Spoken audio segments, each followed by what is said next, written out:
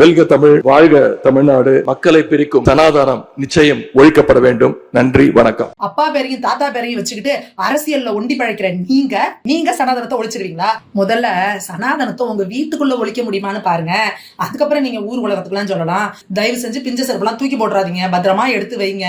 மதமென பிரிந்தது போதும், இவங்கெல்லாம் மதவாத சக்திகள், நாங்க மதச்சார்பற்றவர்கள் அப்படிலாம் பேசிட்டு வருவாங்கல்ல, அவங்களுக்கெல்லாம் இந்த பிஞ்ச செருப்பை இந்துக்கள் எடுத்து வைங்க, நிச்சயமா யூஸ் ஆகும். நான் உதயநிதிக்கு ஒரு ஓப்பன் சேலஞ்ச் கொடுக்குறேன். அடுத்து உள்ளாட்சி தேர்தல் வருது, அடுத்து பார்லிமெண்ட் எலெக்ஷன் வருது.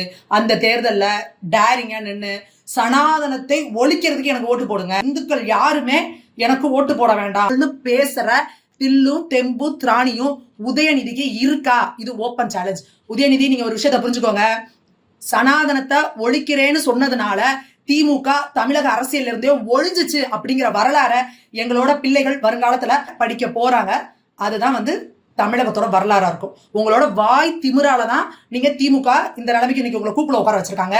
இன்னமும் திமிர் தண்டமா நீங்க மேலும் மேலும் இந்துக்களை புண்படுத்திக்கிட்டே இருந்தீங்கன்னா நிச்சயமா கட்சிங்கிற ஒண்ணே இல்லாம உங்களை காலி பண்ண போறாங்க. அது உறுதி. ஏடா திரும்புற பக்கம்லாம் விஜய் விஜய்னு பேசுறாங்க, அண்ணாமலைன்னு பேசுறாங்க, நம்மள யாருமே கண்டுக்க மாட்டேங்கிறாங்களே அப்படின்றதுக்காக நானும் ரவுடி தான் வண்டியில ஏறுறதுக்காக நீங்க அட்டென்ஷன் சீக்கிங்காக பேசுறீங்கன்னா கூட உங்க போதைக்கு இந்துக்கள் ஊருகா கிடையாது. உங்க அட்டென்ஷன் சீக்கிங்காக கூட நீங்க எங்க சனாதன தர்மத்தை இழிவா பேசுறத இங்க யாரும் வேடிக்கை பார்த்துட்டு சும்மா இருக்க மாட்டோம். திமுகவோட அழிவு காலம் ஆரம்பமாயிடுச்சு. அதை செய்ய போறது தமிழகத்துல இருக்கக்கூடிய இந்துக்கள். எழுதி வச்சுக்கோங்க.